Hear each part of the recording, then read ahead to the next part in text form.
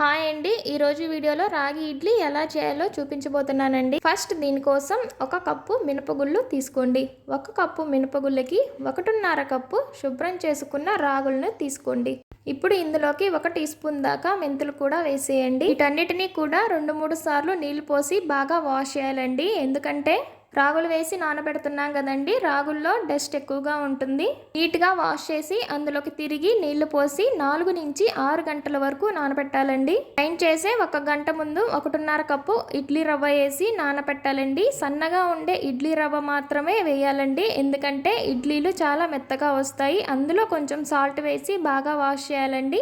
Minutes వదిలేసాక dust అంతా పైకి వస్తుందండి. అలా 2 టైమ్స్ చేయాలి. అలాగే హాఫ్ కప్ అటుకులు వేసి బాగా వాష్ చేసి నానబెట్టండి. చూడండి, రాగులు మినపగుళ్ళు చాలా చక్కగా నానిపోయాయి. అవన్నీ మిక్సీలో వేసుకొని ఇడ్లీలు మెత్తగా రావాలంటే కూలింగ్ వాటర్ వేయాలండి. కూలింగ్ వాటర్ వేస్తేనే ఇడ్లీలు మెత్తగా వస్తాయి. అలాగే మిగిలిన రాగులు అటుకులు వేసి బాగా మెత్తగా గ్రైండ్ చేయాలండి. చూడండి, ఎంత సాఫ్ట్గా పిండి వస్తే అంత సాఫ్ట్గా మనకి ఇడ్లీ అనేది వస్తుంది. మనం గంట ముందు నానపెట్టాం కదండి ఇడ్లీ రవ్వ, వాటర్ లేకుండా చేసి అలా పిండిలో వేయాలండి. మీకు ఇలా కష్టమైతే రవ్వ అంతా ఒక క్లాత్లో వేసి కాటన్ క్లాత్లో వాటర్ అంతా డ్రై అయ్యేలా చేయించండి.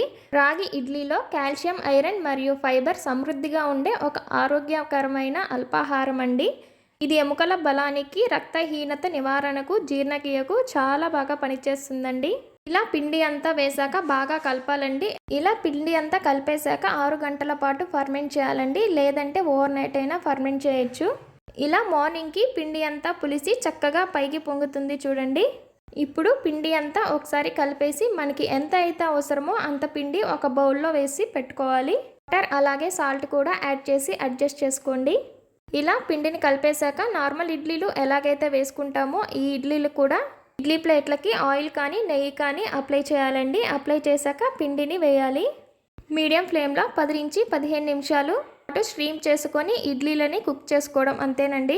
సాఫ్ట్గా ఉండే స్పంజీ ఇడ్లీలు, రాగి ఇడ్లీలు రెడీ అయిపోయాయండి. హెల్తీ ఇడ్లీలు చాలా ఈజీగా చేసుకోవచ్చు కదండి. చిన్నపిల్లలకి అయితే రాగి ఇడ్లీ వల్ల ఎముకలు బలంగా అవుతాయండి. అలాగే ఇమ్యూనిటీ పెరుగుతుందండి. చర్మం, జుట్టు ఆరోగ్యంగా ఉంటాయి. ఈ వీడియో మీకు నచ్చిందని అనుకుంటున్నాను. ఈ వీడియో మీకు నచ్చితే లైక్ చేయండి, షేర్ చేయండి, సబ్స్క్రైబ్ చేయండి అండి. Thank you.